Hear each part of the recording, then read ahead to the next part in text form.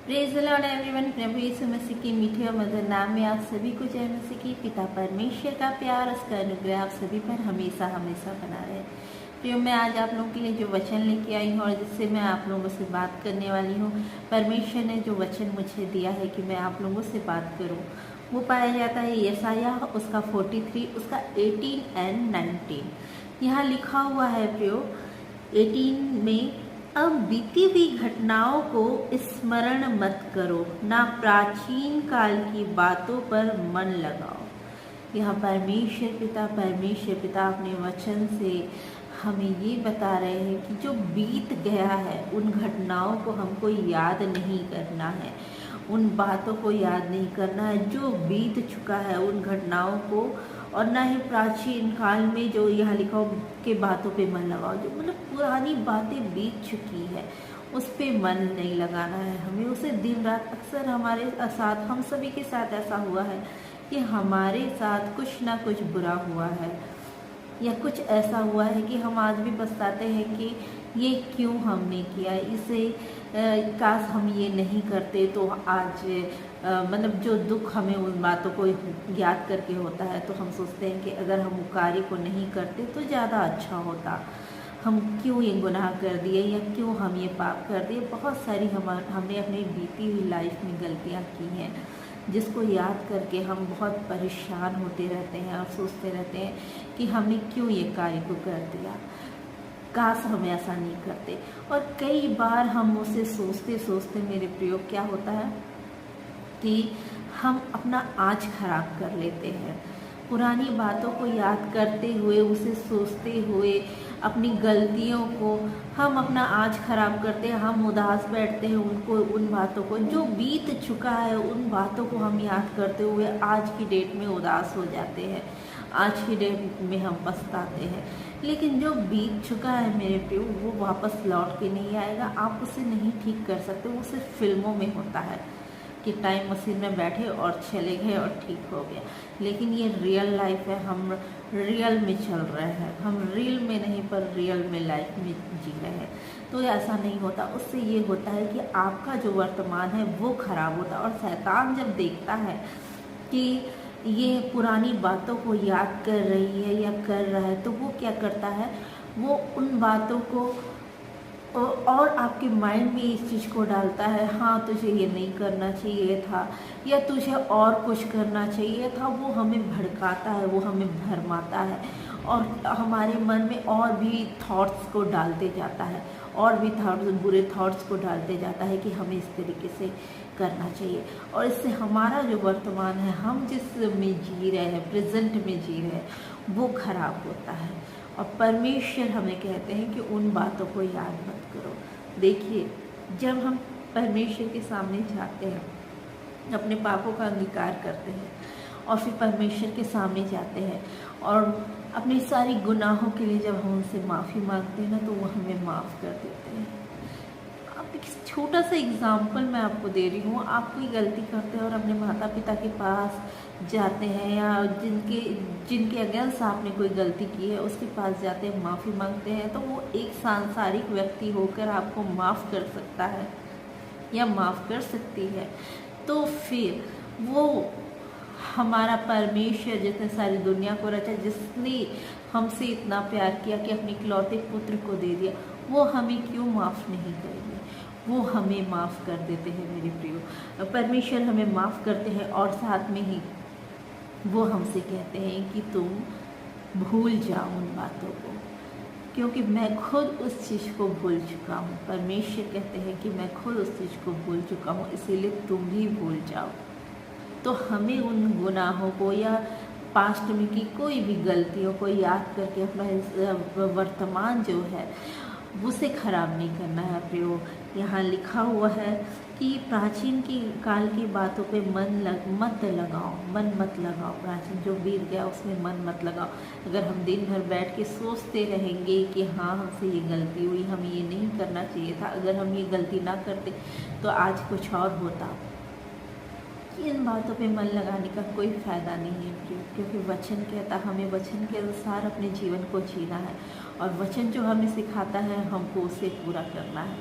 उसके अनुसार हमें जीवन को चलना है, परमेश्वर की आज्ञाओं को मानना है। हम जब बाइबल पढ़ते हैं ना तो छोटी छोटी बातें इतनी गहराई से जो छोटी छोटी बातें हमें परेशान करती है उसका सॉल्यूशन इतनी गहराई से भी, मतलब ऐसा कोई प्रॉब्लम नहीं है, ऐसी कोई गुनाह नहीं है जिसकी माफ़ी परमेश्वर हमें नहीं देते।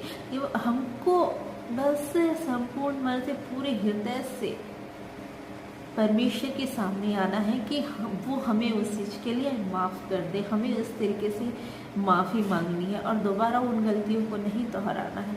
पौलुस को उनने कितनी हत्याएं की थी, कितने घर उजाड़े थे, लेकिन परमेश्वर ने उसे माफ़ किया और अपने राह पे चलाया। तो परमेश्वर जैसे पौलुस को प्यार करते थे वैसे वो हमें भी प्यार करते हैं। ऐसा नहीं कि वो सिर्फ पौलुस को प्यार करते थे, हमें प्यार नहीं करते। पौलुस से जैसे परमेश्वर प्यार करते थे, यीशु मसीह हमारे प्यार करते थे, वैसे वो हमसे प्यार करते हैं। वो बुला रहे हैं हमें उनके पास जाना है, विश्वास रखना है और विश्वास के साथ परमेश्वर के करीब जाना है। वो खुद याद नहीं रखते। अगर हम संपूर्ण हृदय से पूरे दिल से अपने गुनाहों की माफ़ी मांगते हैं परमेश्वर से, तो वो हमें उन गलतियों को याद नहीं रखते, क्योंकि वचन जो है वो खुद स्वयं कलाम जो है वो क्या है, परमेश्वर है। और परमेश्वर ये कह रहे हैं, देखिए आगे क्या कहते हैं परमेश्वर, देखो मैं एक नई बात करता हूँ, वह भी अभी प्रकट होगी और तुम उससे अनजान नहीं रहोगे।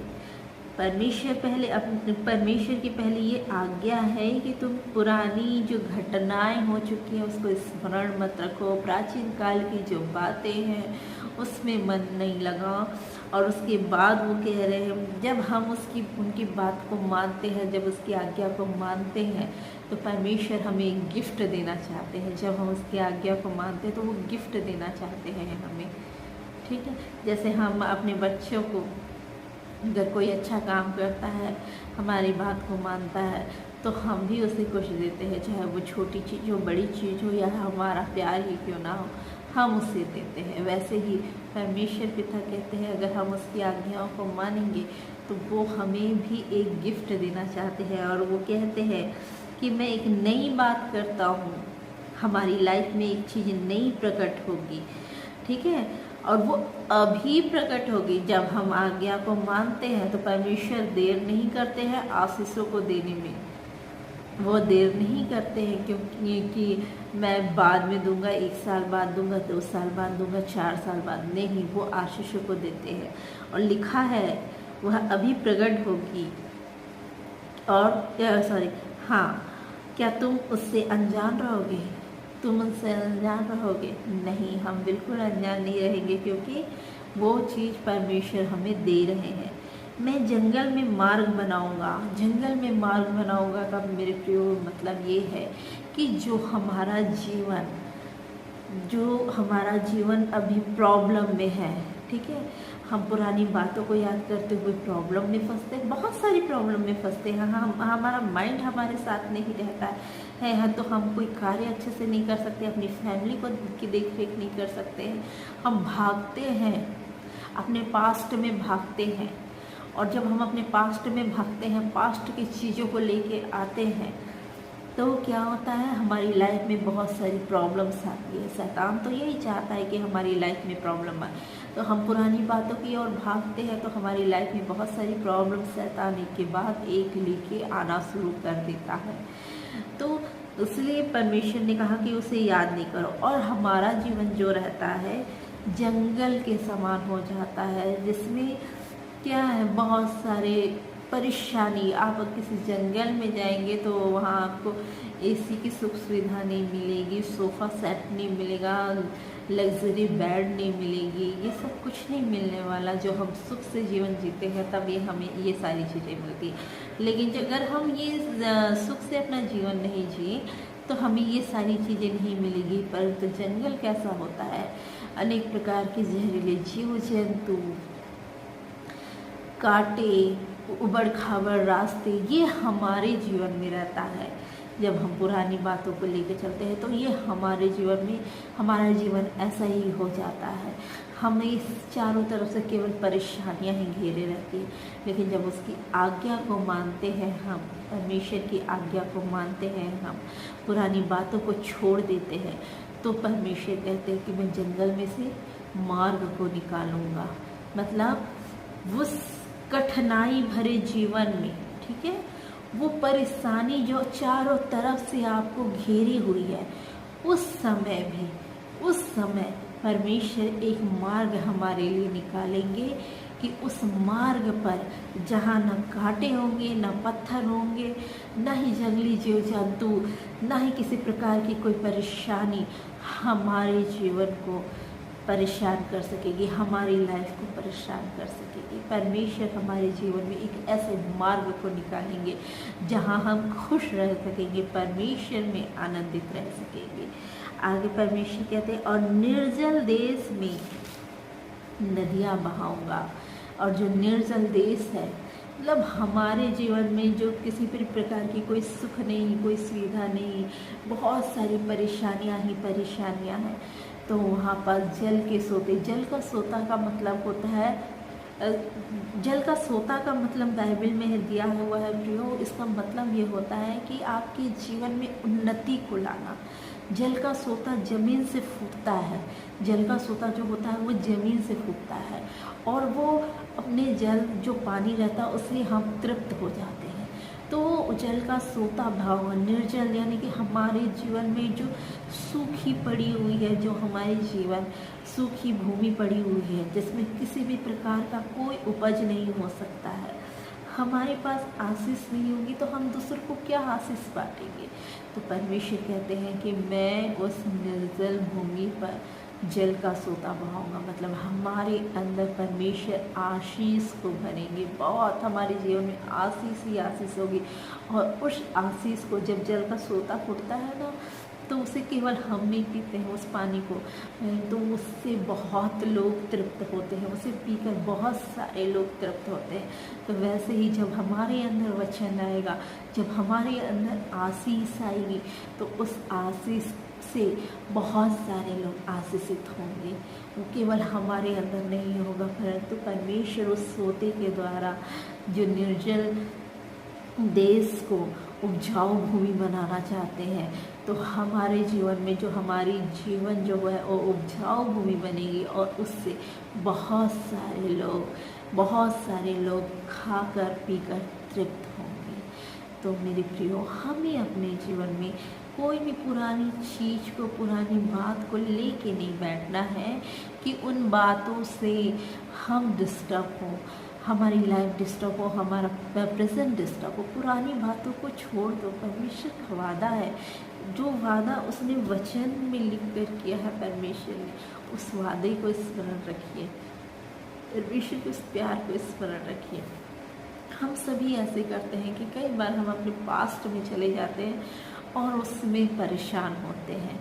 ऐसा नहीं कि मेरे जीवन में नहीं होता है, मेरे जीवन में भी होता है। मैं अपने पास्ट को याद करती हूँ कि मैंने ऐसी गलतियाँ क्यों की, और उसे याद करती। लेकिन नहीं, जब वचन हमारे जीवन में आता है, परमेश्वर प्रभु यीशु मसीह हमारे जीवन में आते हैं, तो फिर हम इस चीज़ों को भूल जाते हैं। हम इन चीज़ों, मैं भी प्रभु में आने के बाद भी मैं अपने पास्ट को याद करती थी और उसे लेके बैठे रहती थी, पुरानी बातों को लेके बैठे रहती थी, सोचती थी कि ऐसा क्यों हुआ मेरे साथ, क्यों मैं क्या गलती की थी, मैं तो इनोसेंट थी, तो मेरे साथ क्यों हुआ। मैं कई बार सोचती हूँ कि अगर कोई मेरे परिवार में प्रॉब्लम थी, तो मैं सोचती हूँ कि वो प्रॉब्लम क्यों थी हमारी लाइफ में, हमारे हम भाई बहनों की लाइफ में या मेरी लाइफ में क्यों थी। अक्सर उसको लेके बैठती थी, परंतु मैं प्रेजेंट को नहीं देखती थी, जो कितना खूबसूरत है। किसी भी प्रकार की कोई प्रॉब्लम नहीं, हम एक हंसता खेलता अच्छे परिवार के साथ है समय बिता रहे, उसे मैं नहीं देखती थी। लेकिन परमेश्वर का वचन परमेश्वर के वचन को जब मैं पढ़ी और मैं प्रार्थना करती थी कि खुदा मैं इन सबको भूल जाऊँ, मैं इन सबको भूल जाऊँ, मुझे प्लीज़ ये सब याद ना रहे, आप मेरी मदद कीजिए। मैं ये प्रार्थना करते रहती थी। लेकिन जब मैं वचन को पढ़ी, प्रार्थना करने से केवल नहीं होता, तो ये याद रखिए, जब तक आप वचन को पढ़ेंगे नहीं और उसे जब पढ़ेंगे आप, वचन को जब हम पढ़ते हैं तो वो हमारे लिए भोजन का कार्य करता है।